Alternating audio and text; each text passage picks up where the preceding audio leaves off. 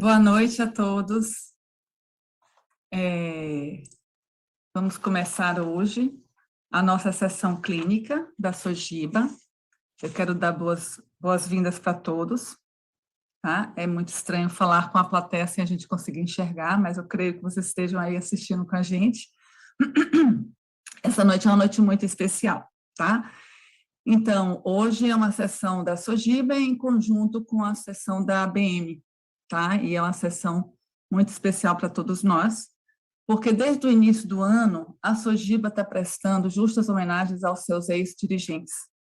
E hoje estamos prestando homenagem ao professor Antônio Carlos Vieira Lopes, que foi o nosso presidente de 1994 a 1997.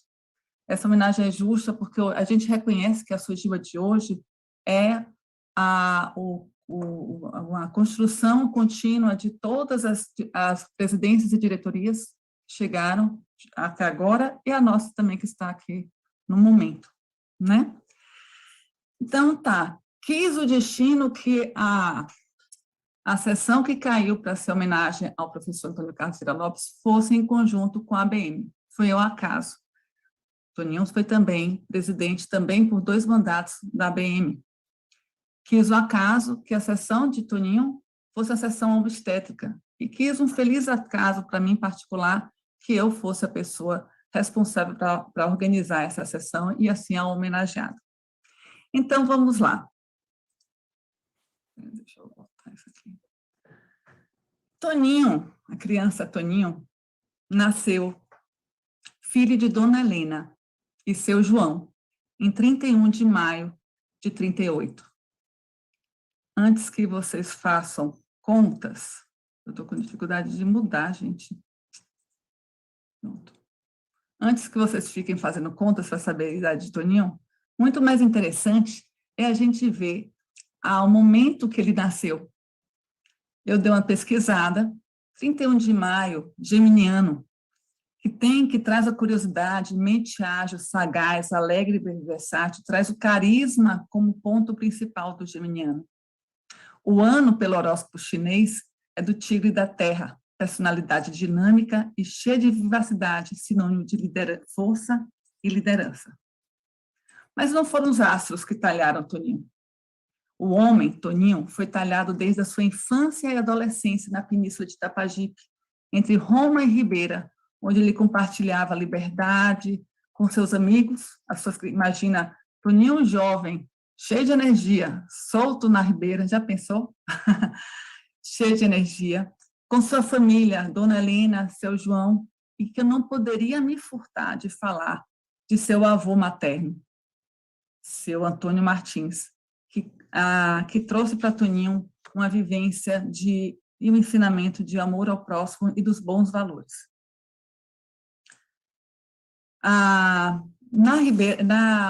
Na sua infância, adolescência, Toninho também teve muito forte o esporte. No esporte, ele jogou futebol, no Esporte Clube Galícia, Galícia Esporte Clube, no Esporte Clube da Vitória, jogou também basquete no Esporte Clube Vitória, remo e natação no Clube de Natação e Regata São Salvador, e do esporte ganhou disciplina, tenacidade e resiliência. Formou-se pela Faculdade de Medicina da Bahia em 1965. E eu já tinha ouvido falar que ele tinha casado com a mulher mais bonita da cidade. E eu confirmei quando eu conheci essa foto de Consuelo. Linda. Casou-se em 1966, no ano seguinte da sua formatura, e no mesmo ano que começou a residência na maternidade Climério de Oliveira, que fez até 67. Em 68, ele integrou o grupo de pesquisa de professor Sibar Coutinho, que no mesmo ano ainda o facilitou a sua ida para fazer seu fellow em Nova York, na Cornell. Em 1970, Toninho volta à Bahia, e volta ao posto de pesquisador da Climério de Oliveira, e ele começa a sua vida de professor, sua vida de dedicação ao ensino como professor voluntário. De lá de Nova York, trouxe a medicina fetal da Bahia, foi o precursor da medicina fetal da Bahia. Trouxe o know-how de procedimentos de amnioscopia, amniocentese e, mais tarde, a biópsia de vilosidade. Opa. Não só no ensino, mas também na assistência, Toninho é referência. É referência como médico obstetra e acompanhou e acompanha gerações de famílias na Bahia, inclusive da minha filha, aqui nessa foto. Professor da Faculdade de Medicina, entrou por concurso em 1973, onde atuou com paixão até 2008, quando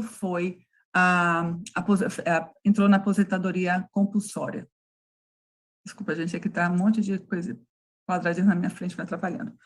Se tornou professor emérito 4 anos depois disso, tá? Como votação por unanimidade, ele se tornou professor emérito da Universidade Federal da Bahia.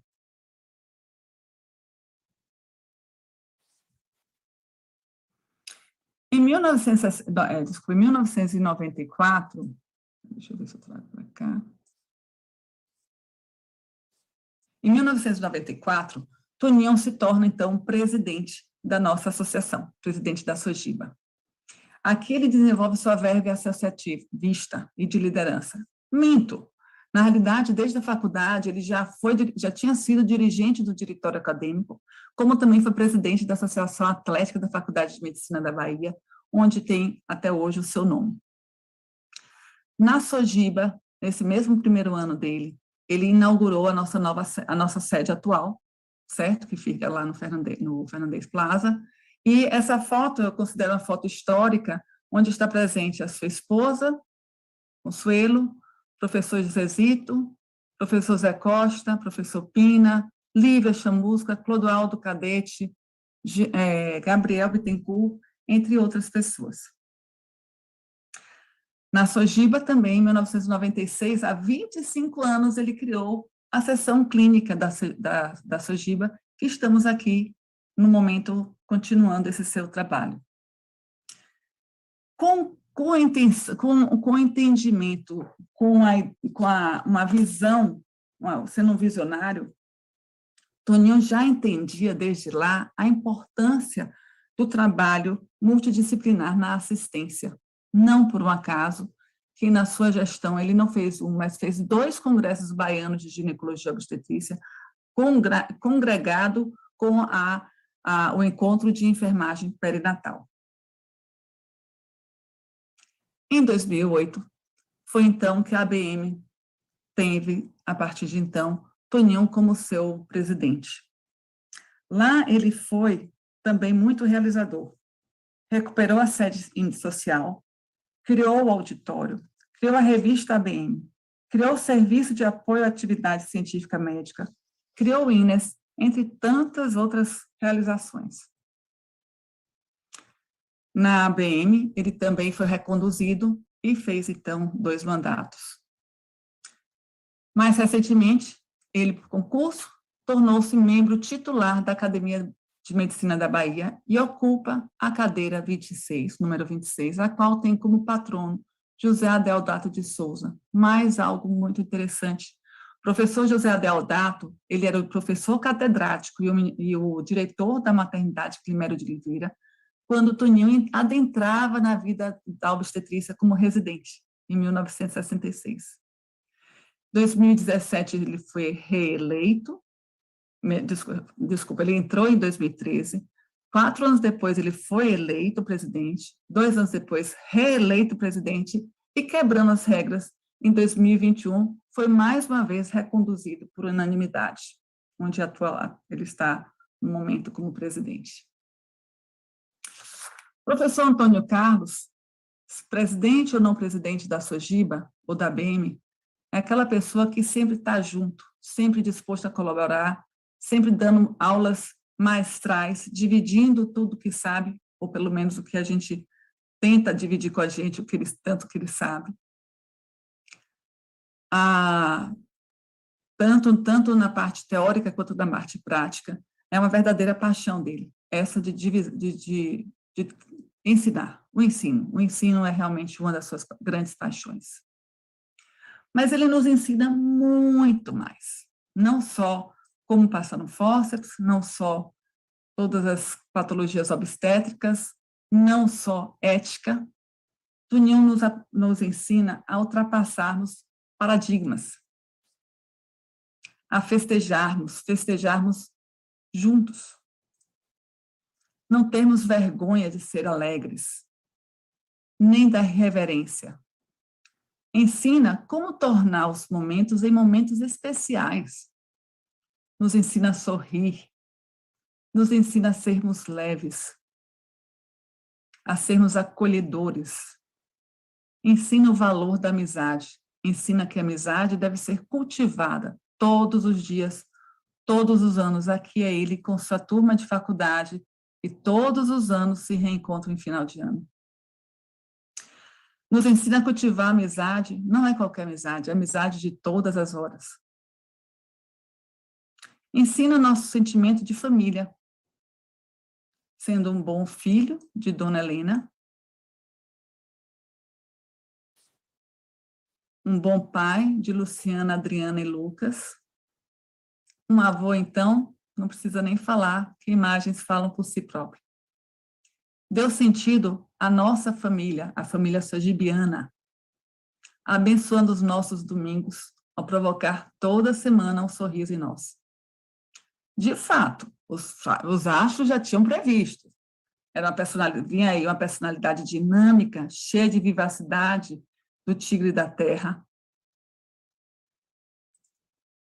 Opa, foi bem. E o carisma de um geminiano.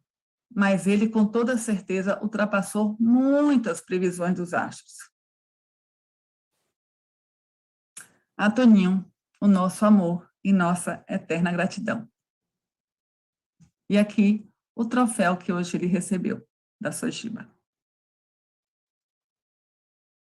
Enfim, eu espero que Toninho tenha gostado. É bem complicado essa história de não poder falar depois, não é isso? Enfim. E vamos começar agora a nossa sessão científica. A Toninho, o nosso grande beijo. Eu estou aqui como porta-voz, mas é toda a Sojiba e toda a ABM que está falando por mim, tá certo? Então, tá. Passo agora, então, a palavra para o coordenador da sessão, o professor Davi.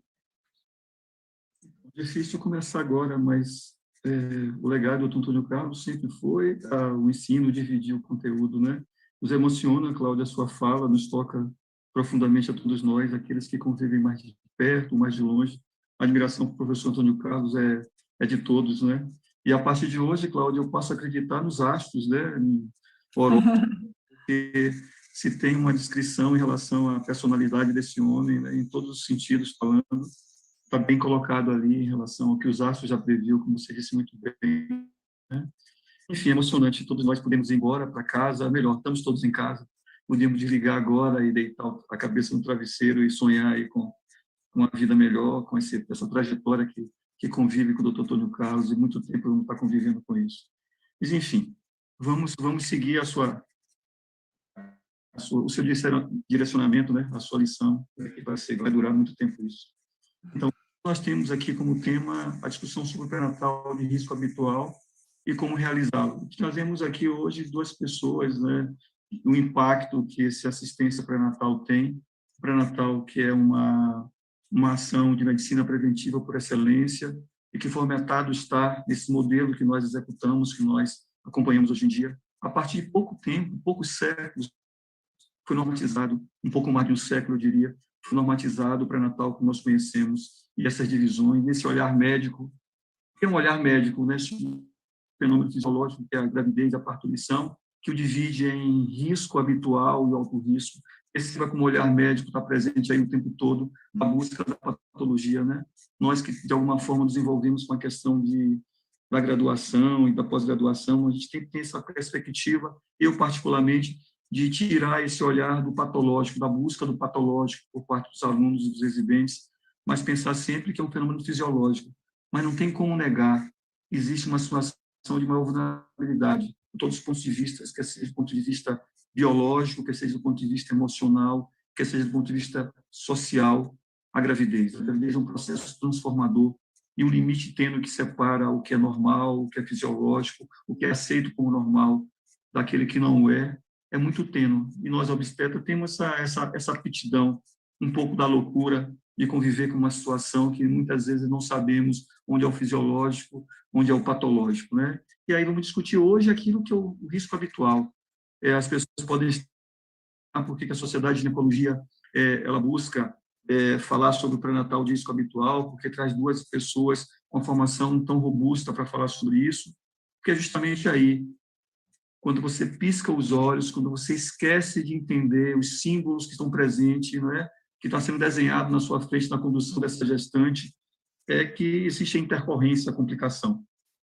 E vamos começar aqui falando, temos duas convidadas, eu vou primeiro apresentar a doutora Cláudia, e no momento a doutora Lígia Aragão também será apresentada. A doutora Cláudia Smith, que vai falar sobre o pré-natal na atualidade. A doutora Cláudia é mestre em Tecnologia da Saúde pela Escola Baiana de Medicina e Saúde Pública. Ela é coordenadora de ensino e pesquisa da Cunheiro de Oliveira, da Universidade Federal. Espero que não tenha falado alguma coisa errada, Cláudia. Desculpa, estava no meu microfone. Eu trabalho na gerência de ensino e pesquisa. Fico com a pós-graduação. Perdoe, então, perdoe. Tá certo? E a nossa vice-presidente, né, vice-presidente da Sociedade de Ginecologia e Obstetrícia, né, esse grupo que se formou, e eu tive o privilégio de ser um observador privilegiado nesse momento, de acompanhar a ação dessas pessoas que são realmente... Eu falava hoje para a Sandra como é uma coisa, assim, para mim, não inesperada, né, porque eu já as conhecia de longe, mas como é confortador saber que a sociedade tem entregue a pessoas de tanta qualidade, e tão organizada, tão empenhada sobre isso. Fica eu e o Fábio na diretoria, enfim, os outros colegas fazem parte da diretoria, mas da diretoria executiva, vamos chamar assim, envolvidos com tantas mulheres, com tantas ideias boas. Enfim, a doutora Cláudia tem 20 minutos, Cláudia, que pode ser estendido, obviamente, para fazer a sua apresentação. Muito obrigada, Davi. Então, vamos lá, nós de volta. Vamos lá ver como é que a gente compartilha mais uma vez a tela. Pré-natal. Share.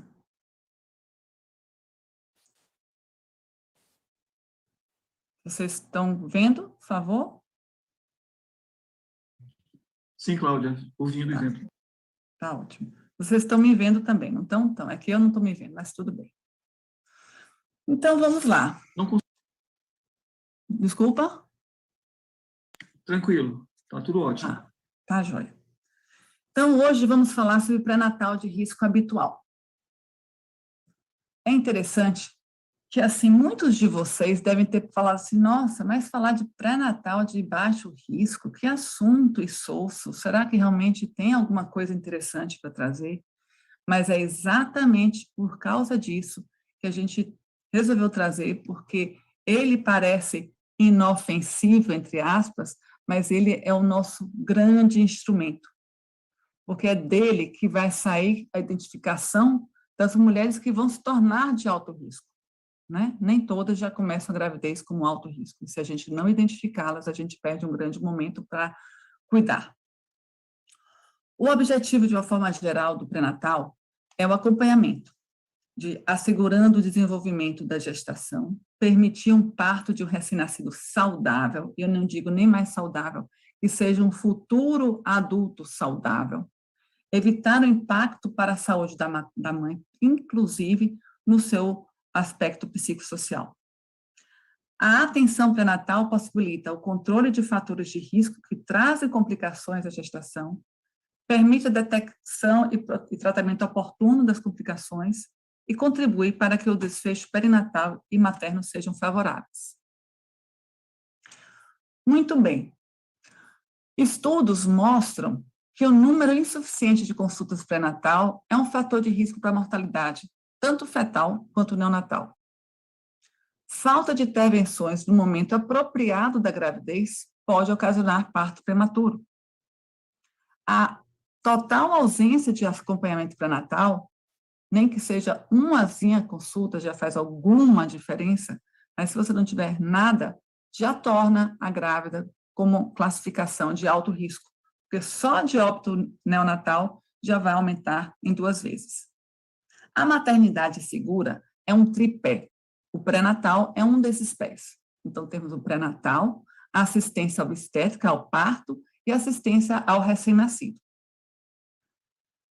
Existem inúmeros indicadores de pré-natal de qualidade, a gente vai já passar para vocês entenderem um pouquinho isso. A ponta do iceberg vai ser as taxas de mortalidade, tanto materna quanto fetal e perinatal. A perinatal entendemos que é fetal mais a neonatal precoce, ou seja, quando o bebê morre na primeira semana de vida. Muito bem, eu trago para os senhores, o Davi, só me fale se o meu mouse aparece. Sim, ótimo. Então, muito bem. Então, assim, a gente está em 2020 ainda, até 2016. Aqui é a mortalidade materna, tá, da Bahia. Flutuou em 2009 por conta do H1N1, ok? Aqui é a divisão dela entre morte materna por causa direta, obstétrica direta, e por causa indireta. Vocês veem que a causa direta é 2/3 de toda a morte materna, causa obstétrica.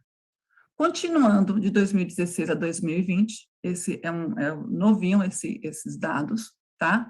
A gente identifica, vamos entender, só que aqui agora é só Bahia é só o vermelho, tá? Que estava tendo alguma queda, porém agora aumentou. Adivinhem por quê? Né? O Covid está dobrando, está aumentando muito a morte materna, certo? Pelo vírus em si e pelo fato também das mulheres estarem deixando de ir ao pré-natal. No início da pandemia, lembra que muitos pré-natais fecharam, houve o lockdown, e hoje as pessoas também estão com dificuldades de acesso. Então, pegando aquela gráfica aqui, transformada em tabela, de novo a gente vê, agora para 2020, tá bom? Tá um asterisco porque está atualizado até junho desse ano, mas assim, pode ser que até o final do ano os números de 2020 ainda estejam um pouco alterados, mas não vai mudar muito em relação a percentual, acredito eu. E, mais uma vez, em 2020, demonstrou-se que 2/3 das mortes maternas são por causas obstétricas diretas, que seriam o quê? Principalmente hipertensão e hemorragia. Que são causas diretas? Vamos entender que conceito é esse. É a complicação obstétrica na gravidez, parto ou pós-parto até 42 dias do pós-parto, devido à intervenção, omissão, tratamento incorreto ou uma cadeia de eventos resultantes de quaisquer das causas acima mencionadas, que levou, então, à morte. O pré-natal, então, entra aí possibilitando a prevenção, identificação precoce de patologias e, minimamente, a redução de danos, com um manejo correto e oportuno. O principal indicador do prognóstico ao nascimento é o acesso à assistência pré-natal. Os cuidados assistenciais no primeiro trimestre são utilizados como indicador maior na qualidade de cuidados maternos.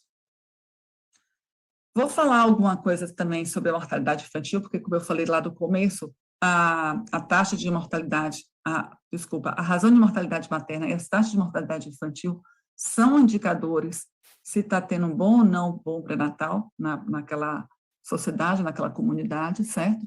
E a mortalidade infantil, aqui Bahia, tá? É o vermelhinho, e graças a Deus a gente identifica que está tendo uma queda. Tá? Então, aqui, em termos de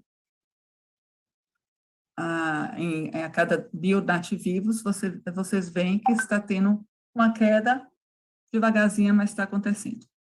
Em 2014, cerca de 40%, isso aqui já não vai ser Bahia, viu, gente? Isso aqui já é o painel de monitoramento brasileiro, tá? Então, em 2014, 40% dos óbitos infantis e neonatais eram considerados evitáveis e estavam relacionados à inadequação da atenção à gestação. Então, por mais que a gente veja que está caindo, a gente vê que ainda tem trabalho aqui a fazer, que a gente ainda pode diminuir essas taxas. Sem querer ser um assunto meio chato, mas assim, é importante a gente vir aqui falar algumas políticas, as políticas de saúde, identificando que a saúde materno-infantil poderia melhorar o acesso ao pré-natal, a organização do pré-natal, que o Ministério da Saúde, em 2000, organizou o programa, instituiu o Programa de Humanização de Pré-natal e Nascimento. É um desenho estratégico que ele encaminha para todos os médicos obstetras o protocolo mínimo de ação, tá? De forma que seja uniformizado, então, que tem que começar com pelo menos 12 semanas de gravidez, que tenha uma consulta pelo menos no primeiro trimestre, 2 no segundo, 3 no terceiro, enfim, trouxe todo o protocolo mínimo, tá? Para que se considerar, desculpa, passou porque não sabe. Para, então, a gente ver se a gente, com a integralidade dessas ações e a humanização na assistência, poderia, de alguma forma, melhorar essas taxas. Passou-se os anos, uma década, e se viu que não diminuiu do jeito que se esperava, porque aquela ação foi uma ação muito grande, né? Uma ação realmente de organizar protocolos, encaminhar para todo mundo, e mesmo assim viu que não chegou lá ainda onde a gente deveria chegar. E se desenvolveu, então, a Rede Cegonha em 2011, que foi até a Dilma, que Dilma Rousseff colocou, que implantou.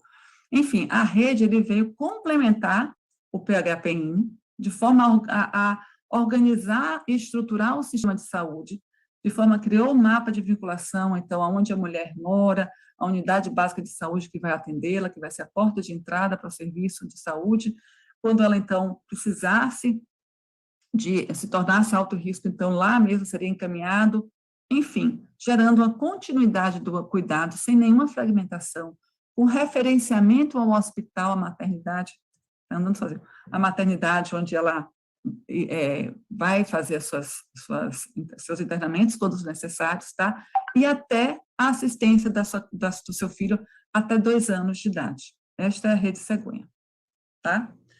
Então, as diretrizes. Captação precoce pela unidade básica de saúde, antes das 12 semanas.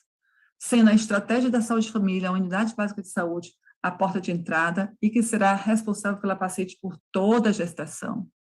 Uma estruturação do serviço de saúde, exames com resultados em tempo oportuno. Em todas as consultas tem que haver acolhimento da gestante. Convidar ao seu marido ou ao familiar vir junto. Agora, na pandemia, as coisas mudaram um pouquinho, mas, de qualquer forma, eu estou falando da diretriz da Rede Cegonha. E todas as consultas têm que ser avaliadas de novo risco, porque a qualquer consulta, a qualquer momento, a paciente de baixo risco pode se tornar de alto risco.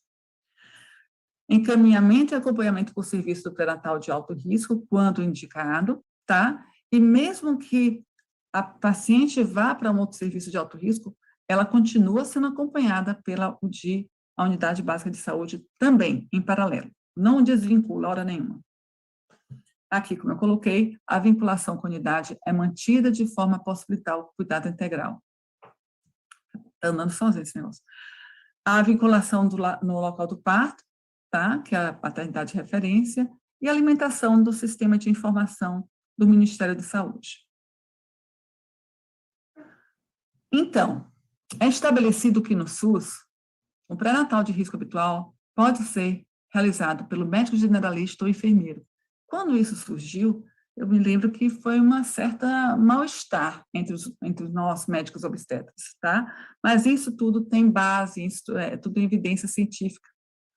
Demonstrou lá que dividiu em médicos da saúde de família, enfermeiros, médicos generalistas, médicos obstetras, se viu que não havia muita diferença, mesmo, tá? Em partos prematuros, em desfechos perinatais, então, se viu que, ok, acompanhando aquelas diretrizes, pode ser feito pelo médico generalista ou enfermeiro, tá? Aqui, o acompanhamento periódico e rotineiro por médicos obstetras durante o pré-natal não traz melhorias dos desfechos perinatais em comparação ao encaminhamento desses pacientes em caso de complicações durante o acompanhamento, tá? De novo, sempre tem que reafirmar que a avaliação de risco deve ser realizada a cada consulta. As ações da Rede Cegonha têm como principal característica o acolhimento. O acolhimento, a gente tem que entender o que é um acolhimento.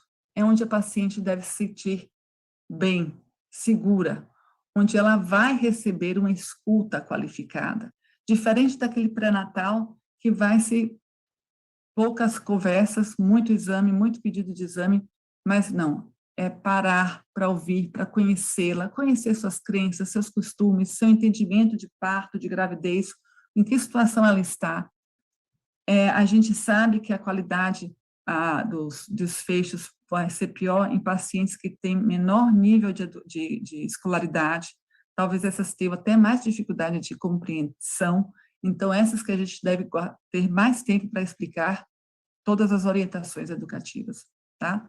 É importante que o assistente médico, o enfermeiro, tenha essa escuta e tenha uma postura solidária e resolutiva, ou seja, essa paciente SUS, ela não tem condições de sair do seu trabalho, de pagar transporte, de ficar indo e vindo toda hora. Então, assim, naquele momento que ela está lá, vamos aproveitar para fazer seus exames de laboratório, para fazer os exames de ultrassom, tudo que, claro, que a unidade onde a gente trabalha possibilite, mas isso desde a estruturação dela, ou seja, na hora da marcação, a consulta com o nutricionista, com o odontologista, tudo deve estar aproveitando aquele momento que ela está lá. Quanto melhor o acolhimento, melhor a aderência da gestante ao pré-natal.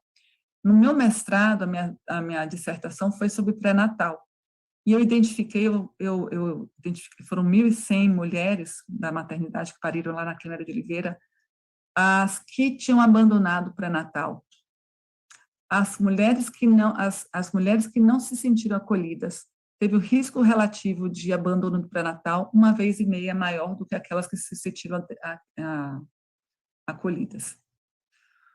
Continuando, então, continuidade da assistência, durante o momento que a paciente está lá, a paciente não, ela não está doente, então a gestante está lá no ambulatório, ações educativas devem acontecer, como amamentar bem, cuidados com seu filho, o autocuidado, qualidade de alimentação, o entendimento sobre a importância do cartão pré-natal, que ela deve levar sempre quando ela for para o hospital.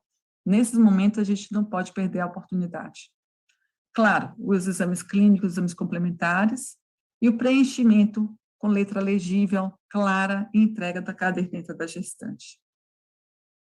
Eu não posso me furtar de falar da importância do cartão de pré-natal e falo até mais, para quem está no setor privado, que não tem essa caderneta de gestante, sugiro, façam, tenham um cartão de gestante e entreguem para as suas pacientes, porque esse é um instrumento importantíssimo, porque qualquer momento que ela tenha qualquer intercorrência e que não te encontrar, o médico que assistir naquele momento, ele vai ter um diário de bordo daquela gravidez e melhorando bastante a assistência àquela gestante naquele momento, né?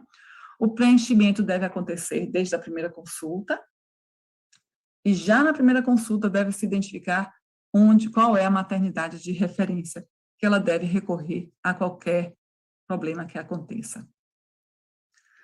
Muito bem, então você fala assim, nossa, a PHPN, Rede Cegonha, tudo instituído, protocolado, todos os protocolos organizados, as estruturas, a rede de atendimento estipulada, e mesmo assim os nossos indicadores não mostram muito bons. Ou mostram, vamos ver. Depende de que nível a gente quer ver. O nível mais superficial é ver assim, qual é a taxa de cobertura? Qual a percentagem de mulheres grávidas que foram para o pré-natal? Bom, aí o número é maravilhoso, é sempre muito alto, tá? Mas, mesmo que a paciente tenha feito uma única consulta, ela é considerada aqui que está dentro da cobertura. Então, é uma falácia, tá? Quando a gente vai para taxas de gestantes que realizaram 6 ou mais consultas e que iniciaram no primeiro trimestre, tá? Esse parâmetro já cai para 45%. Então, como eu questiono aqui, a taxa de percentagem, eles mostram alguma coisa, percentagem de cobertura de números, né? Quem fez consulta pré-natal, fez 6 consultas, entrou no primeiro trimestre, Isso a gente consegue realmente enxergar um bom pré-natal? Essa é a minha pergunta, tá? Então, esse estudo que eu fiz, que foi na minha dissertação, a taxa de cobertura tinha dado 98,7%. Mas a minha pergunta foi que nem a escola pública. Quando eu pergunto assim, quantos estão matriculados, isso não me interessa. Eu quero saber assim, quantos alunos estão na sala de aula até o último dia do ano letivo? Então, a pergunta aqui é assim, quantas mulheres gestantes fizeram pré-natal até o dia do parto, tá? E aí caiu para apenas 60%. Muitas tiveram alta de pré-natal, muitas abandonaram, enfim. Então, a gente tem que ficar um pouquinho atento com os números que a gente enxerga. E temos aqui um sinal de alerta, também isso é da agora, tá? E a gente vê como um pré-natal de um ano para outro, como caiu tanto, tá? E isso, bem provavelmente, por conta da nossa pandemia.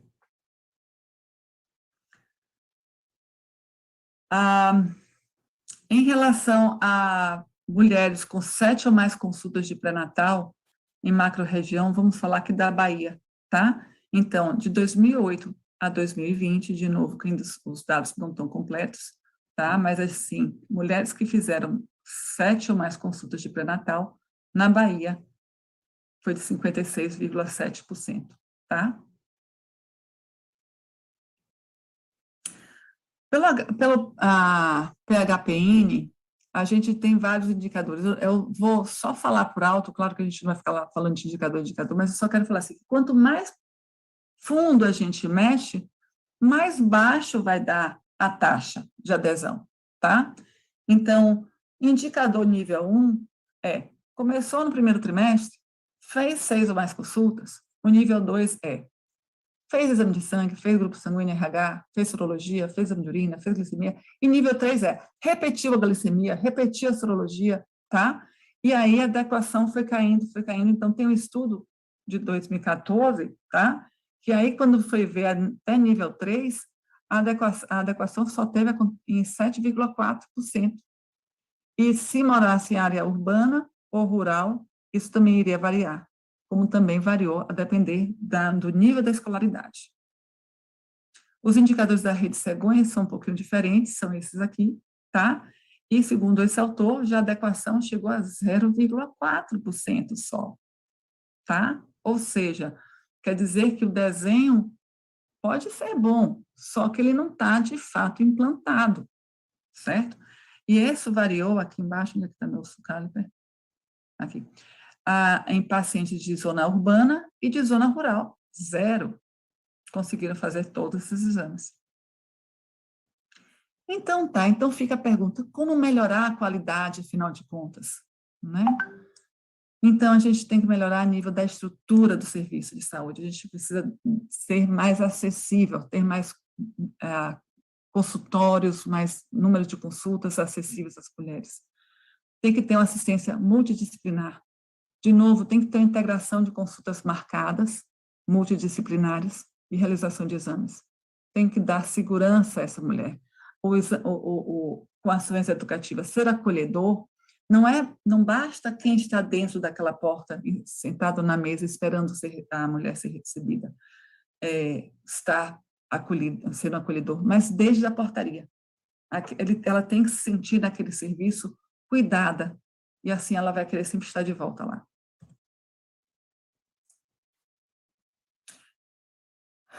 A gente pode melhorar a qualidade do pré-natal na postura do assistente, também dando segurança, com a educação no lidar. Importantíssimo que nós médicos, principalmente nós médicos, temos que ter o cuidado que toda vez a gente vai pedir o exame, vamos fazer o exame agora para ver se tem algum risco de ter uma infecção congênita. Agora vamos fazer um exame para ver se tem algum risco de malformação. Agora vamos fazer um exame para ver se tem algum risco de diabetes gestacional. Ou seja, a gente tem que ter o cuidado de lembrar aquela gestante que ela está no momento de fisiologia, que aquilo ali, ela está preparando o seu filho para vir. E que nós temos só a obrigação de ticar, só afastar. E com certeza ela não vai ter nada, que a gente está lá como cuidador. Mas estar sempre na nossa consulta lembrando da parte fisiológica, lembrando dela, como é que ela está em relação com aquela criança, como é que ela está com o preparo, como é que ela está em relação à sua maternidade. Tá? Oportunidade para orientações, escuta qualitativa, ser resolutivo, ser acolhedor, ser acolhedor, ser acolhedor. Opa, perdão.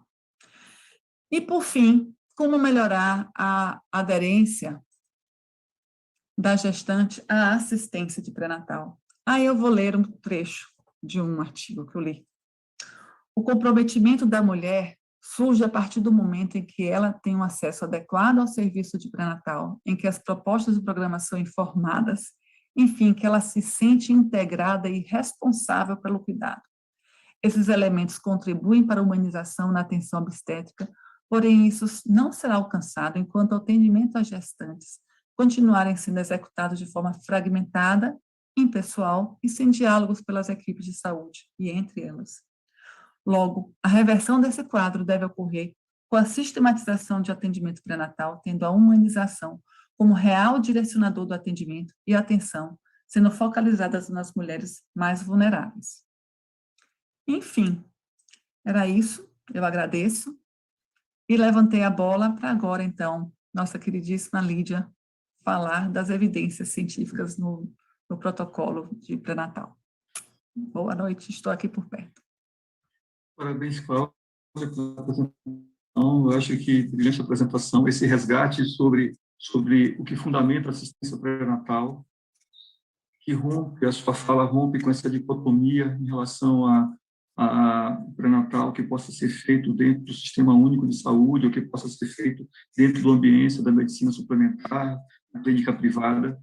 As pessoas têm que entender que, mais que a presença do profissional, ou unicamente a qualificação do profissional, que é importante, mas que o insumo ou a logística que tem por trás, a aplicabilidade dessa logística, é o principal elemento. Coloque uma pessoa sem qualificação ou coloque uma pessoa com qualificação, claro que isso vai ser uma estrutura importante, e é isso que a Sociedade de Ginecologia propõe, cada vez formar profissionais médicos, especialistas de ginecologia e obstetrícia, que possam prestar uma boa qualificação. Mas não é apenas isso. E, assim como uma andorinha não faz verão, assim como uma canoa não é formada por um único aula, única, nesse sentido, trabalhar em equipe multiprofissional, trabalhar com olhar visando o todo, não apenas o particular, trabalhar dentro da fisiologia, trabalhar pensando que é o conjunto e não isoladamente aquilo. Uma flecha solta, sem o arco, ela não cumpre o seu objetivo, assim como o arco sem a flecha, ele não cumpre o seu objetivo. Precisamos estar sempre em sintonia com aquilo, e o que fortalece, o que reduz complicação. Lembrar que mortalidade, que foi é a fala principal da nossa discussão hoje aqui, mortalidade materna e neonatal e fetal, enfim, ela é um marcador sensível, como diz a literatura, um marcador sensível da qualidade de vida de uma população.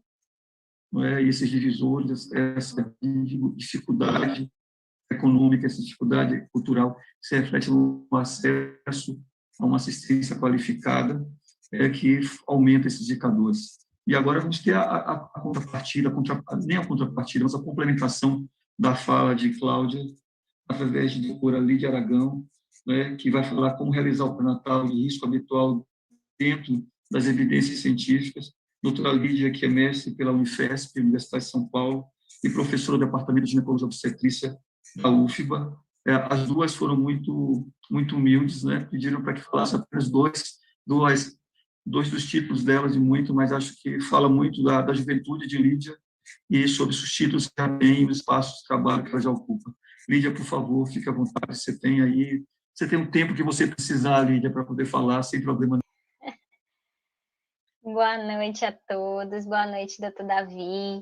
É um prazer poder lhe conhecer, mesmo que virtual, a gente já tinha falado um pouquinho isso antes, e um prazer enorme poder participar dessa sessão em homenagem a um professor que é tão querido, né, que faz parte da história de muitas pessoas e não podia ser diferente, ele também faz parte da minha história, né. Eu tive o privilégio de ter o professor Antônio Carlos como professor, e a minha turma foi a última turma que o professor Antônio Carlos deu aula. Então, foi o ano da minha formatura, foi o ano que o professor Antônio Carlos se despediu da nossa faculdade, se despediu entre aspas, né?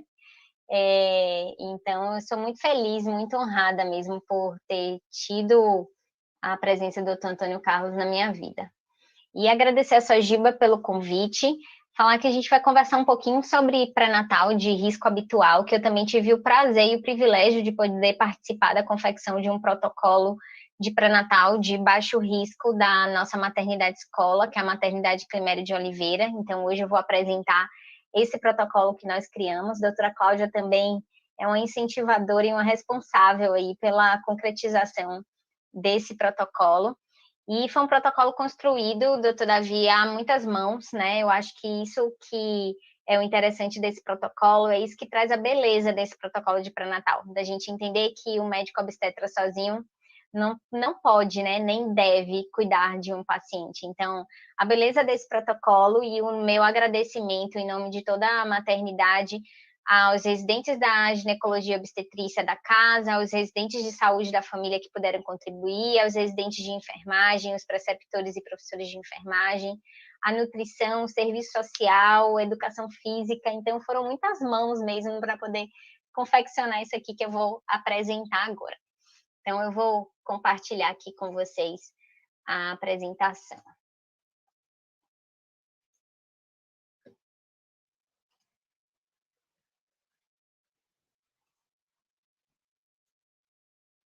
Vocês enxergam? Sim, Lidinha, estou enxergando bem. Pronto. Então, tá. Então, eu fiz aqui um roteirinho, tá? Do que eu pretendia conversar com vocês. A relevância do tema, a periodicidade das consultas, falar um pouquinho da primeira consulta e da subsequente. Quais são os exames, né, que são importantes para que nós deixemos claro para o paciente que são exames de importância durante o pré-natal e quando que nós devemos solicitá-los. A nutrição e suplementação, que está tão na moda aí, né? O que é que eu devo suplementar, o que é que eu não devo suplementar. Atividade física pode, não pode, o que é que eu posso fazer. As imunizações, falar um pouquinho sobre o cenário atual, né, da pandemia. E falar sobre os direitos um pouquinho, né, da gestante durante o pré-natal e o parto. A doutora Cláudia já falou um pouquinho sobre a relevância do tema, mas a importância de que uma assistência adequada de pré-natal, o acesso das pacientes a uma assistência qualificada de pré-natal, ela tem impacto na taxa de mortalidade neonatal. Isso aqui é um dado novo do DataSUS de 2020, então a gente consegue perceber a alta taxa de mortalidade em 1990 e aqui comparado em 2018, né? Demonstrando mesmo a importância do acesso e de um acesso qualificado. Então, a gente consegue reduzir as taxas de mortalidade tanto neonatal quanto materna. A periodicidade das consultas, a Organização Mundial de Saúde, ela postula para a gente que o mínimo são 6 consultas de pré-natal como uma rotina adequada, e a nossa federação, ela coloca que as consultas devem ser mensais até a 28ª semana, quinzenais da 28ª à 36ª, e semanais da 36ª à 41ª semana. Na primeira consulta de pré-natal, a gente precisa fazer uma história, né, adequada, identificar a paciente. Na identificação, a gente precisa saber um pouco da história dela, de ocupação, saber se ela ocupa alguma atividade laboral que impõe algum risco para ela, para que ela deva ser afastada ou deva ser orientada para que se minimize os riscos. Hoje, na pandemia, né, no cenário atual, a gente já tem um decreto de lei que já foi aprovado pelo Senado e que toda paciente gestante ela deve ser afastada do trabalho presencial e o trabalho deve ser feito de maneira remota. Os antecedentes obstétricos e dados atuais da gestação são importantíssimos, antecedentes ginecológicos, sexuais, os antecedentes médicos, para poder a gente começar a triar os riscos. Os antecedentes de família também, porque eles impõem alguns tipos de risco para o pré-natal. Os hábitos de vida, para que a gente estimule aqueles hábitos de vida também saudáveis. As queixas clínicas atuais no momento da consulta, o uso das medicações para que a gente possa ajustar e adaptar para o período gestacional, para reduzir os riscos, e verificar o calendário vacinal. Então, isso aqui é na primeira consulta, eu tenho esse bloco e eu preciso cumprir esse esquema. E quais são os critérios, né? Na primeira consulta que eu preciso triar, essa paciente fica comigo no baixo risco, eu dou conta de fazer o pré-natal no baixo risco, ou é uma paciente que eu preciso, naquele momento, encaminhar para o alto risco? Quando é que eu devo encaminhar? Eu tenho 3 condições, ou condições relacionadas à clínica do paciente, ou as condições relacionadas à história reprodutiva da paciente, ou as condições relacionadas à gestação atual, porque isso eu posso ter um pré-natal de baixo risco, e durante o meu pré-natal eu posso retriar minha paciente. Então, aqui eu trouxe para vocês, do Ministério da Saúde, o Manual Técnico de Gestação de Alto Risco, que ele divide isso aqui, relacionadas às condições clínicas. Então, seria pacientes hipertensas, cardiopatas, pneumopatas, nefropatas, com endocrinopatias, hemopatias, epilépticas, com doenças infecciosas, doenças autoimunes, ginecopatias e neoplasias. Aquelas pacientes que deverão ser encaminhadas para o alto risco quando elas têm uma condição relacionada à história reprodutiva, aquelas que têm abortamentos habituais, morte perinatal explicada ou inexplicada, história de recém-nascido com crescimento restrito ou mal formado, parto pré-termo anterior, esterilidade ou infertilidade, intervalo interpartal curto, ou aqueles intervalos maiores também, nuliparidade ou grande multiparidade, diabetes gestacional, síndrome hemorrágica ou hipertensiva, cirurgia uterina anterior. E aquelas condições relacionadas à gestação atual. Desvio quanto ao crescimento uterino, número de fetos e volume de líquido amniótico, trabalho de parto prematuro ou gestação prolongada, ganho ponderal inadequado, pré-eclâmpsia e eclâmpsia, diabetes gestacional, amniorrex prematura, hemorragias na gestação, insuficiência istmo-cervical, alemunização e óbito fetal. Isso aqui está disponível, tá, no site do Ministério da Saúde, esse manual técnico vale a pena todo mundo que faz pré-natal ter acesso. E na primeira consulta, o exame físico de uma paciente gestante, ele não pode se resumir apenas ao exame obstétrico e exame ginecológico. A gente precisa entender que a gente tem um paciente e que a gente precisa entendê-lo como um todo, né? Então, o exame abdominal obstétrico, a gente precisa priorizar aquelas manobras de Leopold, para a gente identificar fundo uterino, identificar dorso de neném, fazer a ausculta fetal, identificar tipo de apresentação, identificar se aquele feto está insinuado ou não.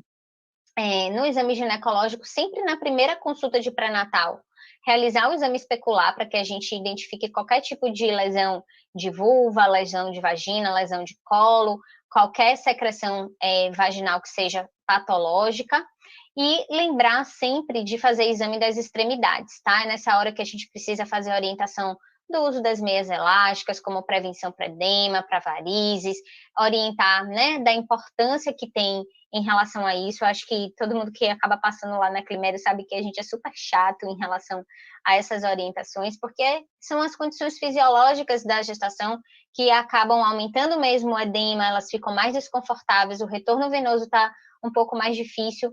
Então, é um exame, uma parte que a gente precisa dar uma atenção e uma orientação específica naquela ocasião da consulta. Já nas consultas subsequentes, a gente precisa fazer uma avaliação dirigida para as queixas e para os exames solicitados. Realizar o exame físico também, segmentar, avaliar peso, calcular o IMC, colocar lá na curva de Atalar, que tem no cartão da gestante, aferir a pressão arterial de maneira adequada, com manguito adequado, obedecendo o repouso e todas as condições preconizadas para aferição da pressão arterial.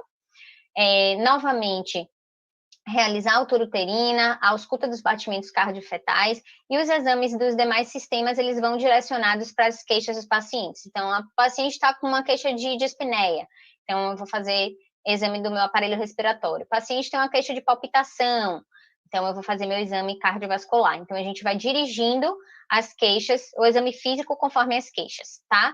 E sempre lembrar que em todas as consultas eu preciso fazer reavaliação dos riscos.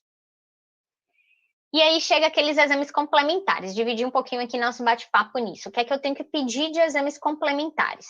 Tipagem sanguínea e fator RH. Quando? Na primeira consulta. Para quem? Para todo mundo. Como é que eu interpreto e como é que eu manejo? Se eu tiver um resultado de RH negativo, eu tenho que solicitar a tipagem sanguínea do parceiro e um CUBIZI direto da gestante. O CUBIZI direto, quando é que eu peço? Na primeira consulta, ou tão logo se obtém o resultado da tipagem. Para quem? para aquelas pacientes que são RH negativo ou aquelas pacientes que têm história de hidropsia fetal ou neonatal. E como é que eu interpreto e como é que eu manejo esse meu exame? Se ele é negativo, eu vou repetir por volta da 28ª semana, porque eu sei que é uma idade que eu tenho mais troca sanguínea com o meu nenê.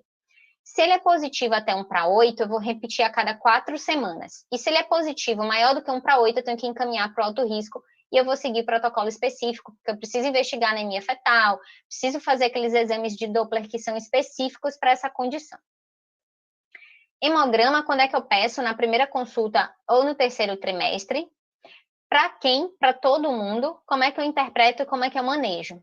Se eu tenho uma hemoglobina maior ou igual a 11, é uma hemoglobina normal, a hemoglobina aceitável da gestante até 11. Eu vou fazer suplementação com 40 mg de ferro elementar a partir da 20ª semana, porque é a semana que eu tenho a hemodiluição. Antes disso, não há necessidade da gente fazer reposição de ferro. Primeiro porque o ferro acaba aumentando muito as náuseas, aumentando os vômitos, e essa é uma fase logo no início que as pacientes acabam não tolerando. E lembrar também que o ferro obstipa muito. E antes da 20ª semana, eu tenho uma curva ascendente de progesterona, que acaba reduzindo a motilidade do trato gastrointestinal, então elas toleram muito menos o uso do sulfato ferroso. Se eu tenho um HB entre 8 e 11, eu tenho uma anemia. Aí eu tenho que pesquisar e tratar conforme o protocolo específico. Se eu tenho um HB menor do que 8, eu tenho uma anemia grave e preciso encaminhar para natal de alto risco.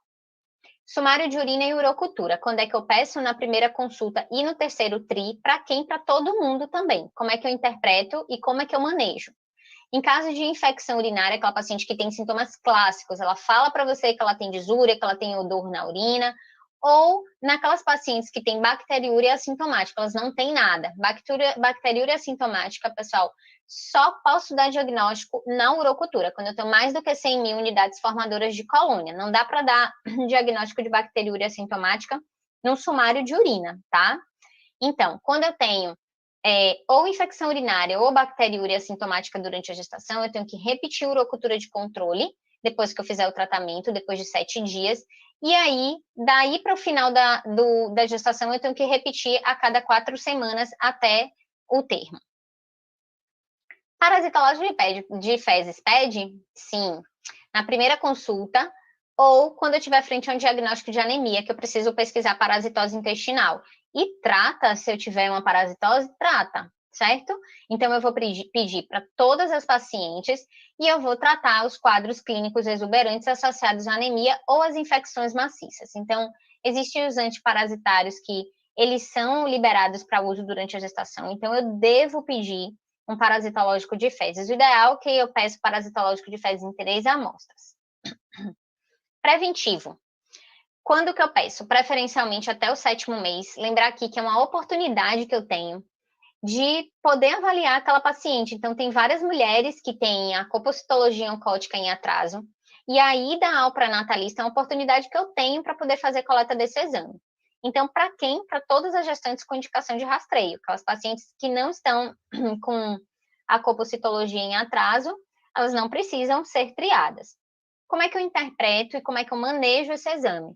Lesão intraepitelial de baixo grau, eu vou aguardar a resolução da gestação para tratar. E uma lesão intraepitelial de alto grau, eu vou encaminhar para o pré-natal de alto risco. Lembrar que gestantes com 2 últimos exames normais, eu posso dispensar a coleta endocervical, mas eu tenho que olhar o exame. Não dá para simplesmente acreditar na paciente, tá? A gente precisa olhar o exame, saber interpretar adequadamente o exame, para daí eu liberar essa coleta. Rastreio de Streptococcus. Esse daí, doutora Davi, é a minha guerra. Por quê? É um exame barato, é um exame simples de coleta e é um exame que a gente fica batendo martelo para o baixo risco coletar. E a gente sabe que nem todo o pré-natal de baixo risco que é feito na unidade de saúde, tanto a enfermagem quanto os médicos, eles conseguem fazer coleta desse exame.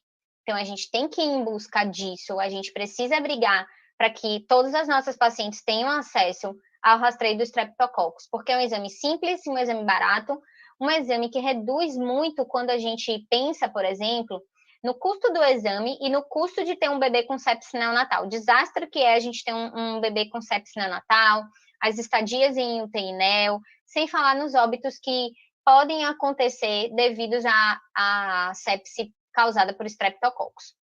Então, quando é que eu devo rastrear? Entre 36 a 37 semanas. Essa é uma recomendação nova do Colégio Americano de Ginecologia e Obstetrícia. Antes, o rastreio era entre 35 a 37, então essa é uma recomendação recente. Para quem? É para todo mundo. Exceto para aquelas pacientes que tiveram história de filho anterior com infecção neonatal grave, ou aquelas pacientes que apresentaram alguma urocultura durante a gestação positiva para Streptococcus agalactis do grupo B. Porque essas pacientes, elas deverão receber profilaxia.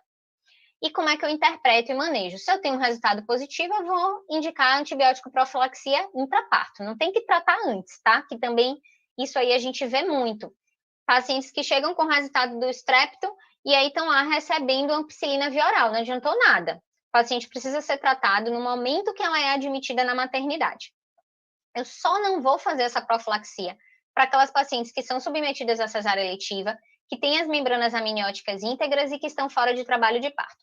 E aí vocês me perguntam, mas aquelas pacientes que eu sei que são pacientes elegíveis para um parto via alta, eu tenho que coletar? Tem, porque você não pode jurar por Deus que essa paciente não vai romper uma bolsa, que essa paciente não vai entrar em trabalho de parto.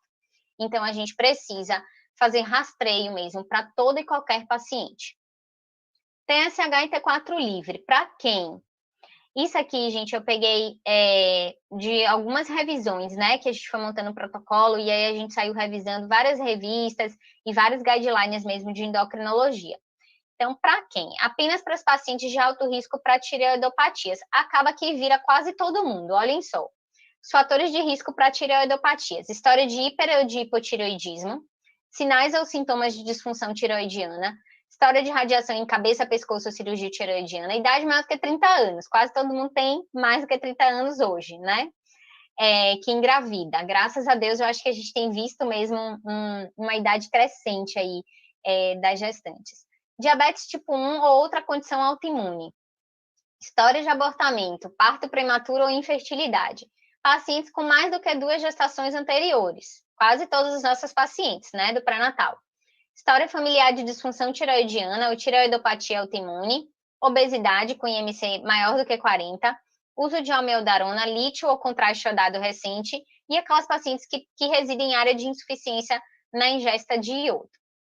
Glicemia de jejum, quando na primeira consulta de pré-natal, o paciente chegou, tem que ganhar um pedido de glicemia.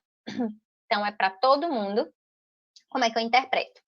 Se na minha primeira consulta de pré-natal, ela acontecer antes de 20 semanas, e eu tenho uma glicemia de jejum menor do que 92, eu digo que eu tenho um rastreio negativo. Então, eu vou só solicitar o meu TOTG de 75 gramas de glicose entre 24 a 28 semanas.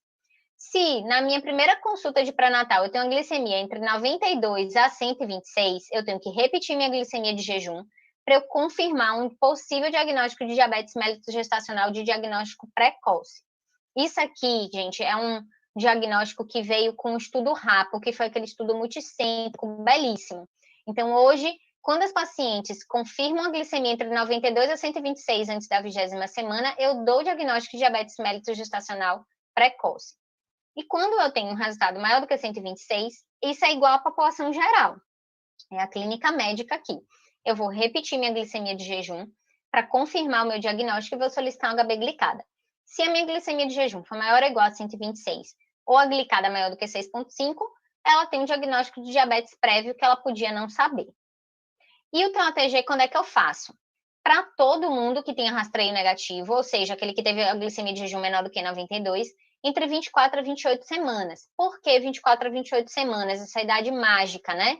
Porque é justamente quando eu tenho o pico do hormônio lactogênio placentário, que é aquele hormônio hiperglicemiante e é aquele hormônio que produz lipólise.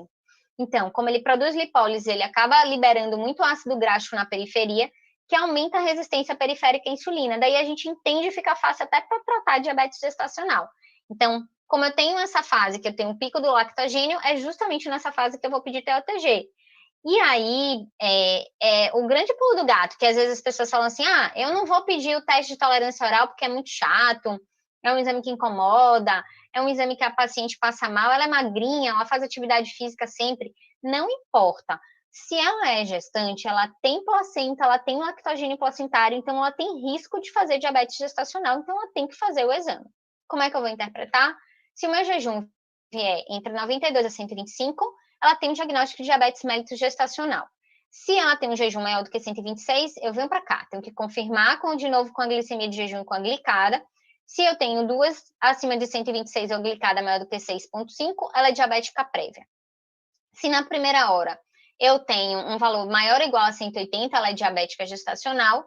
E se em 2 horas eu tenho um valor entre 153 a 199, também é diabética gestacional, ou maior do que 200, na segunda hora, ela é diabética prévia. Lembrar aqui que eu só preciso apenas de um único valor nas minhas 3 coletas. Se eu tiver ou o jejum, ou a primeira hora, ou a segunda hora alterado, pronto, eu tenho diagnóstico de diabetes mellitus gestacional.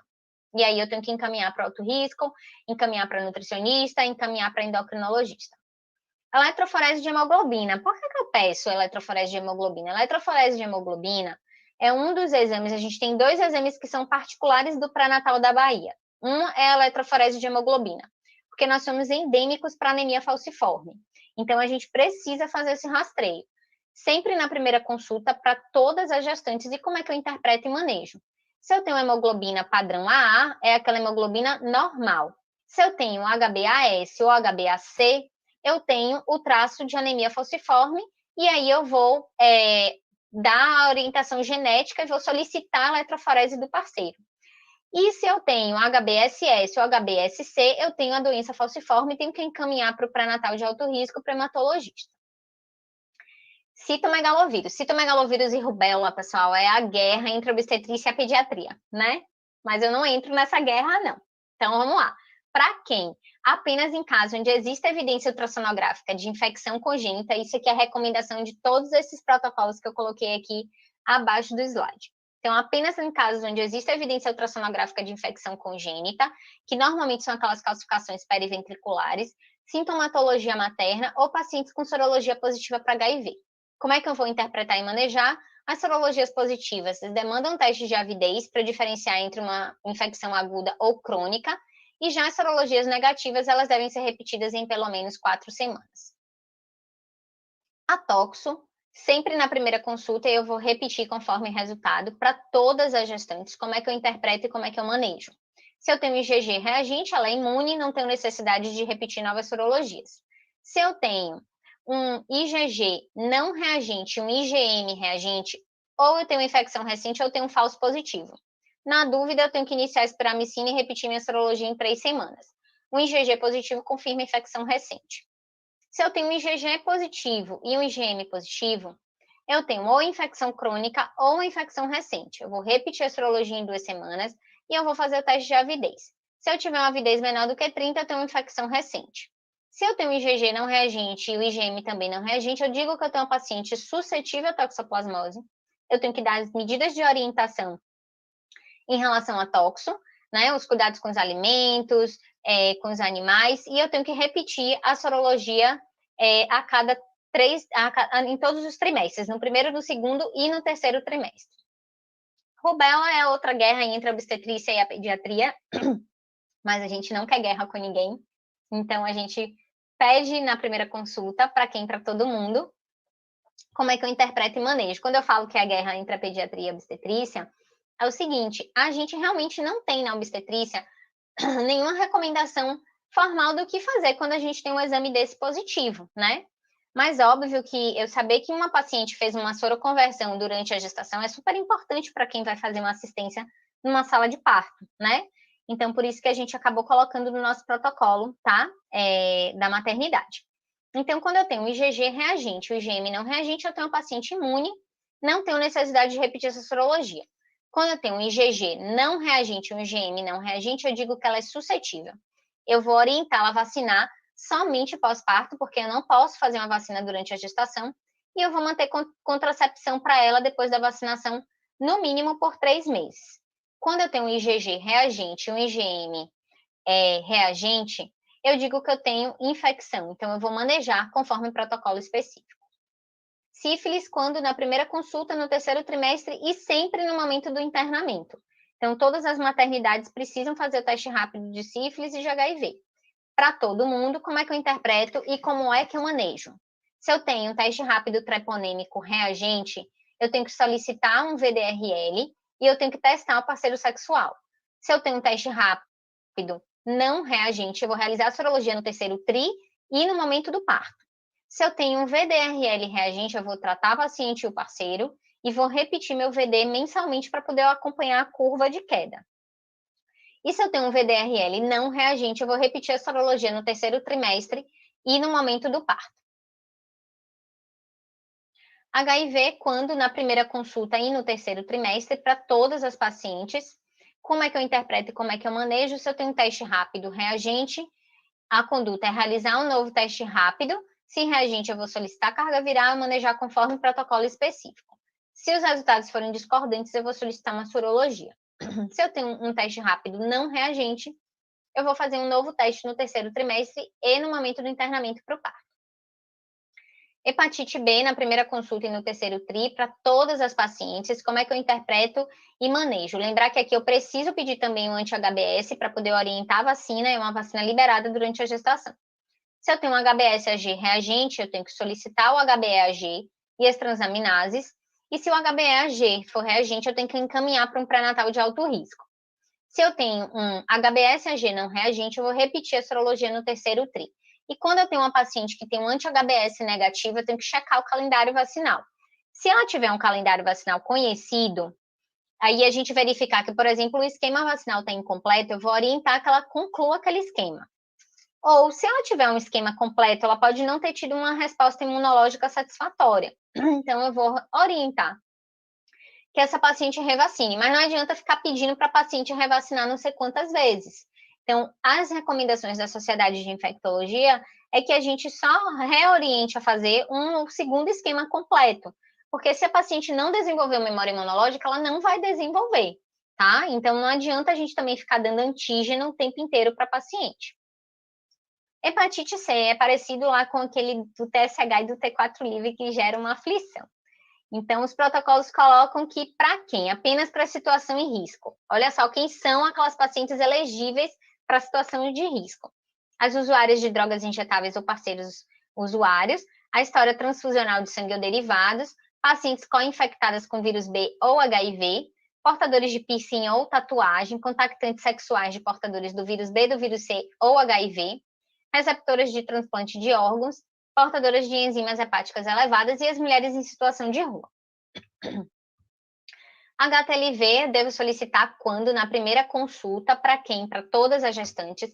Quando eu não conseguir solicitar na primeira consulta, eu preciso pelo menos ter uma HTLV antes do parto, porque tanto o HTLV quanto o HIV são exames importantíssimos, né? Que a gente precisa ter antes do parto. Como é que eu interpreto? Um ELISA reagente ou indeterminado, eu tenho que realizar testes sorológicos de maior especificidade, um Western blot ou um PCR, e um ELISA não reagente, não há necessidade de eu repetir a sorologia. Pronto, agora vamos lá para os exames de imagem, né? No mundo ideal, nas condições ideais mesmo da CNPP, o que é que eu deveria ter em todo o pré-natal? Eu deveria ter um primeiro ultrassom de quando a paciente descobrisse que ela estava grávida, que é um ultrassom de primeiro tri, para poder fazer datação da gestação, né? Uma datação adequada, saber se aquela data que ela fala da última menstruação ela é compatível. Depois, ela deveria fazer o morfológico do primeiro tri entre 11 semanas até 13 semanas e 6 dias. Depois, a morfológica de segundo trimestre, entre 20 a 24. Uma coisa que eu queria falar para vocês, que eu sei que tem um pessoal de saúde da família que está assistindo, tem a enfermagem também, e até os nossos próprios colegas. A gente precisa ter muito cuidado como é que a gente solicita os exames, porque às vezes a gente acha que quem está fazendo o exame tem a obrigação de adivinhar o que a gente quer ler, né, no exame. Então, quando eu solicito um morfológico de primeiro trimestre, eu tenho que escrever assim, ó, ultrassom obstétrico morfológico do primeiro trimestre, mais Doppler das artérias uterinas. Por quê? É nessa idade gestacional que eu preciso fazer rastreio para pré-eclâmpsia e para restrição de crescimento, para que eu tenha um tempo, um time adequado para poder fazer uma profilaxia adequada. Então, eu tenho que solicitar que faça o Doppler das uterinas. A mesma coisa na morfológica do segundo. Eu tenho que pedir ultrassom obstétrica morfológica do segundo trimestre, mais Doppler das artérias uterinas, mais um ultrassom transvaginal para cervicometria. Por quê? Eu ainda tenho um time para fazer prevenção de pré-eclâmpsia e de restrição de crescimento, porque pela COG eu posso entrar com minha profilaxia até 28 semanas. E a cervicometria eu tenho que pedir, porque é a fase que eu faço um rastreio para trabalho de parto prematuro. E entre 34 a 36 semanas seria conveniente que todo paciente tivesse acesso a um outro ultrassom obstétrico para avaliar crescimento fetal, avaliar a quantidade líquida amniótica, avaliar a placenta. E todas as outras sociedades, todos os protocolos de medicina fetal, eles orientam que a gente acrescente, mesmo no baixo risco, um Doppler da umbilical e da cerebral média no terceiro trimestre, tá? Para poder a gente fazer rastreio mesmo de insuficiência placentária, porque é uma idade que a gente sabe que tem um risco mais aumentado. Nutrição. Aqui é uma curva de Atallah, que essa curva a gente tem disponível na nossa caderneta, e a gente deve preencher conforme a idade gestacional e conforme o IMC. E lembrar que aqui é a recomendação de ganho de peso. Então, se eu tenho um baixo peso, um IMC menor do que 18, eu tenho entre 12 a 18 quilos para poder ter um ganho, para orientar a paciente. Então, ela deve ganhar, em média, de 450 gramas por semana. Se eu tenho um IMC adequado, entre 18 a 24,9, eu tenho um ganho de peso que ela pode ter entre 11,5 a 16 e mais ou menos 400 gramas por semana, né? Daria. Se é uma paciente com sobrepeso, ela tem entre 7 a 11 quilos para poder ganhar e uma média de 300 gramas por semana, tá? Para poder ganhar. E quando é uma paciente obesa, pessoal, não posso dizer para a paciente que ela não deve ganhar nada, ela precisa até ganhar alguma coisa. Só que ela precisa ter uma dieta adequada, um estímulo à atividade física, e ela tem esse intervalo de ganho de peso total, entre 5 a 9, uma média de 230 gramas de peso por semana. E aí vem suplementação. Ferro, não tem o que discutir, né? A gente tem que introduzir suplementação de ferro, que a gente sabe que a grávida tem uma anemia dilucional, a gente sabe que a grávida ela é espoliada pelo neném, ela tem as perdas que são as perdas esperadas no período do parto, na amamentação. Então, a recomendação é que a gente faça uma suplementação de 30 a 60 miligramas de ferro elementar uma vez ao dia. Quando eu tenho uma paciente com HB entre 8 a 11, eu posso chegar a 200 miligramas de ferro elementar por dia. E aí, depois eu tenho que repetir minha hemoglobina em 60 dias. E quando eu tenho uma hemoglobina abaixo de 8, eu já tinha falado lá na frente, eu tenho que encaminhar para o alto risco para poder seguir o protocolo específico. Ácido fólico, o ideal era que o ácido fólico fosse suplementado no período pré-concepção, na dose de 400 microgramas, porque a gente sabe que hoje em dia eu tenho associação de altas doses do ácido fólico com autismo, então eu não tenho mais aquela recomendação do uso de 5 miligramas de ácido fólico. E ótimo que hoje todas as pacientes têm acesso na rede básica ao ácido fólico em gotinhas. As gotas, eu até peguei outro dia para fazer o cálculo, as gotas, elas são umas microgotas. Então, para dar 400 microgramas, são 60 gotas de ácido fólico. Aquele ácido fólico que é disponível lá no posto de saúde, são 60 gotas que eu devo prescrever para paciente. No privado, a gente já tem formulações com 400 microgramas que está disponível, né? Mas aqueles pacientes que fazem uso de antagonistas do folato, que usam fenitoína, fenobarbital, ou que têm diabetes prévio, história familiar de defeitos do tubo neural, ou tiveram algum bebê que também foi acometido por defeito do tubo neural, estes pacientes são elegíveis para receber uma dose maior, mesmo que tendo risco de associação com autismo. Então, esses pacientes deverão receber 4 miligramas por dia. Cálcio. Eu devo suplementar cálcio quando eu tiver uma baixa ingesta ou naquelas pacientes que têm alto risco para doença hipertensiva.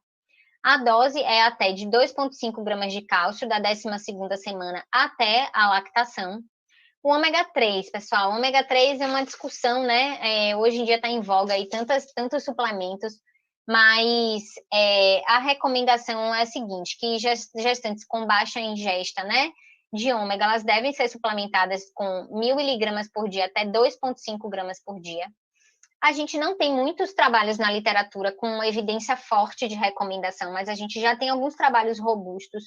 Tem o ORIP e o Domino, que são 2 trabalhos que foram publicados, um no JAMA e outro na New England, que eles acabam que eles não mostram benefício do uso rotineiro do ômega 3, tá? Porque tem vários trabalhos mostrando que, tentando investigar se o ômega 3 melhora o perfil lipídico, se ele melhora a cognição das crianças, se ele reduz a incidência de trabalho de parto prematuro, se ele reduz a incidência de depressão pós-parto. Esses dois trabalhos, que são trabalhos bem grandes e são trabalhos bem robustos, eles acabaram não mostrando benefício, né, em relação à redução de tudo isso que eu falei. Mas é algo que é controverso na literatura, por isso que eu trouxe para a gente poder conversar um pouco. A mesma coisa a vitamina D, tá? A gente tem também vários trabalhos tentando discutir um pouco do uso rotineiro da vitamina D, mas também trabalhos com fraca evidência. Mas o que é que alguns trabalhos colocam para a gente? Que eu devo fazer uma suplementação de 600 UI por dia, sem necessidade de dosar a vitamina D naquelas pacientes que têm baixo poder aquisitivo, nas suas asiáticas e negras, naquelas pacientes que têm uma baixa ingestão dietética de fontes de vitamina D, como ovos, óleo de peixe, carne, aquelas com idade entre 19 e 24 anos, nas obesas e com exposição solar limitada. E quando eu faço dosagem da vitamina D, eu tenho menos do que na dose, menor do que 20 nanogramas por ml, o que é preconizado? Uma dose de ataque de 50 mil unidades por dia por 8 semanas. Só que em algumas revisões aí do UpToDate que a gente acaba pesquisando, né, dessa suplementação na gestante, a gente ainda não tem uma evidência de segurança como a gente faz essa dose de ataque alta de 50 mil na população geral. Mas existe sim a recomendação de fazer a suplementação com 50 mil UI, mas talvez mais seguro numa dose mais fracionada. E a vitamina A é indicada nas áreas endêmicas de baixa ingestão, principalmente no Nordeste e Minas Gerais, com 200 mil UI no puerpério imediato via oral. Tem algumas maternidades já em Salvador que elas já deixam isso, inclusive, na prescrição. Exercício físico, pode, não pode? Isso aqui eu trago para vocês um trabalho mostrando, né, o benefício da atividade física durante o período da gestação, para controle de peso, e aí, colocando que a atividade física ela deve ter uma prescrição individualizada, considerando o tipo, a frequência, a intensidade e o tempo de exercício físico. Algo que é muito importante para a gente falar no exercício físico é que os exercícios físicos, que são atividades físicas resistidas, a gente deve ter uma atenção, uma vigilância maior com a frequência cardíaca da mãe, porque a grávida, fisiologicamente, tem algumas alterações que são alterações fisiológicas do coração. Então, ela está mais predisposta a extrasístoles, ela está mais predisposta a ataque supra. Então, a recomendação é que a frequência cardíaca da mãe não ultrapasse 150 batimentos por minuto naquelas atividades resistidas. Então, aquelas pacientes que gostam de fazer musculação, que gostam de fazer crossfit, a gente não precisa impedir, só precisa dar esse tipo de orientação. E orientar que aqueles exercícios, né, de alto impacto, eles precisam ser mais vigiados, eles não são recomendados, né? Os exercícios de alto impacto e exercícios que têm um risco de trauma no abdômen. Imunização. Em relação à DT e a DTPA, se eu tenho uma situação desconhecida ou não vacinada, eu tenho que fazer as 3 doses, tá? Então, uma dose no 0, no 30 e no 60. Então, eu vou primeira dose da DT, a segunda dose também pode ser a DT, entre 30 a 60 dias, e a terceira dose deve ser a DTPA. Lembrando que a DTPA ela deve ser administrada entre a 20ª e a 36ª semana para que eu tenha um benefício de proteção para pertúrcias para o feto. Se eu tenho um esquema incompleto, conforme o número de doses faltantes, sendo uma da DTPA, também obedecendo entre 20 a 36 semanas.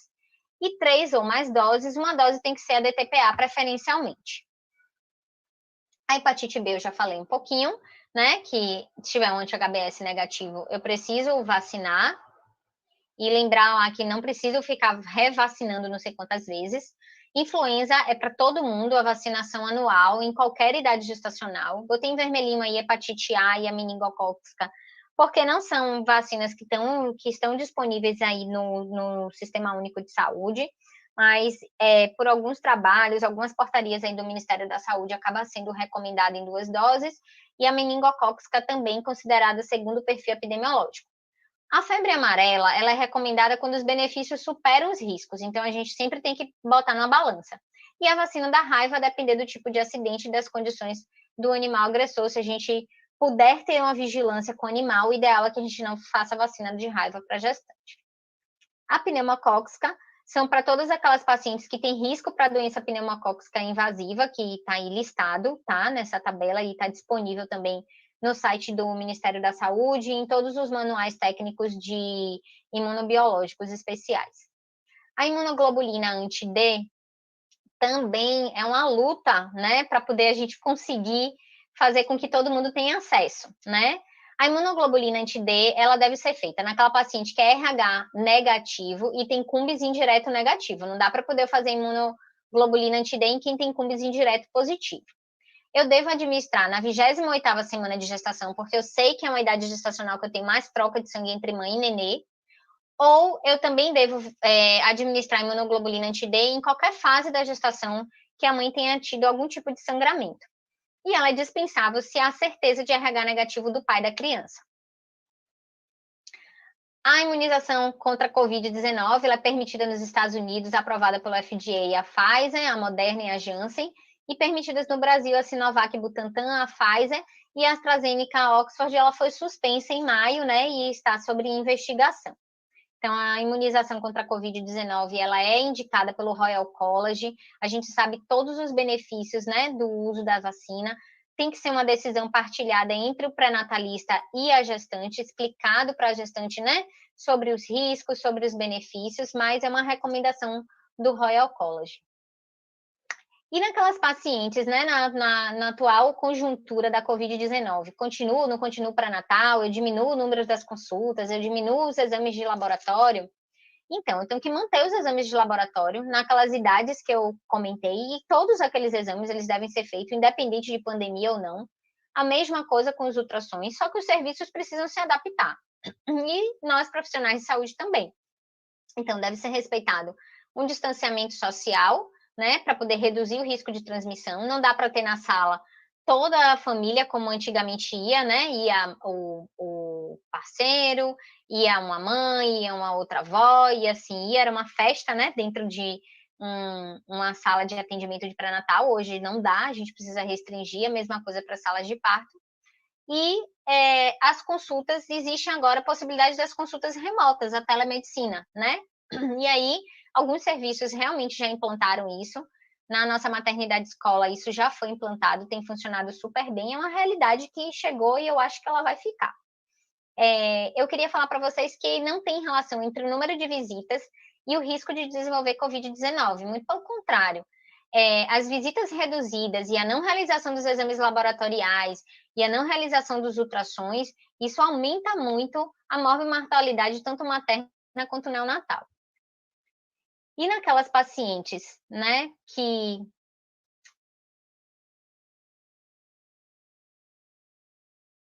desculpa. Pronto, meu slide agora parou. Aqui eu ia falar naquelas pacientes que têm sintomas de COVID, tá? As pacientes que têm sintomas de COVID, suspeita clínica ou caso confirmado, elas também vão obedecer o diagnóstico diferencial, a gente sempre tem que pensar, mas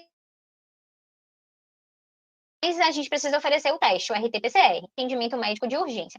E caso se confirme Covid-19 na gestação, segmento após recuperação.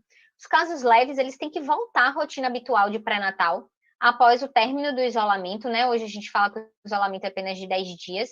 E os casos graves a gente vai individualizar, mas a gente não pode esquecer que a gente precisa fazer uma vigilância fetal, tá? A biometria fetal ela deve ser realizada a cada 14 dias, até 14 dias após a recuperação.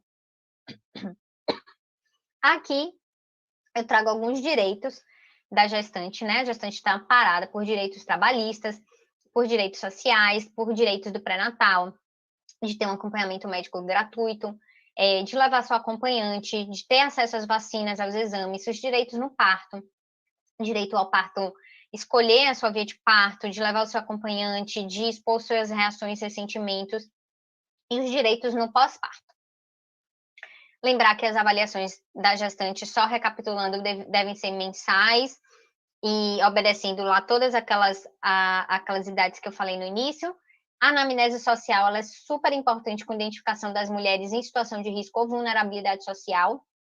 Todas devem passar pelo serviço social, mas especialmente estas pacientes que a gente identifique qualquer tipo de vulnerabilidade. Eu tenho que fazer a elaboração de relatório social e encaminhar aos órgãos de proteção especial toda vez que for necessário as orientações em relação a todos esses direitos que eu falei. E aí, mais uma vez, eu queria agradecer. Termino aqui nosso bate-papo com essa foto da nossa faculdade, né, que eu tenho muito carinho, tenho muito amor e tenho muita alegria de poder depois ter voltado para a nossa casa e poder contribuir de alguma maneira, né, mesmo que pouquinho, trabalho de formiga, mas de poder contribuir num lugar que eu tenho realmente muito amor e muita paixão. Obrigada.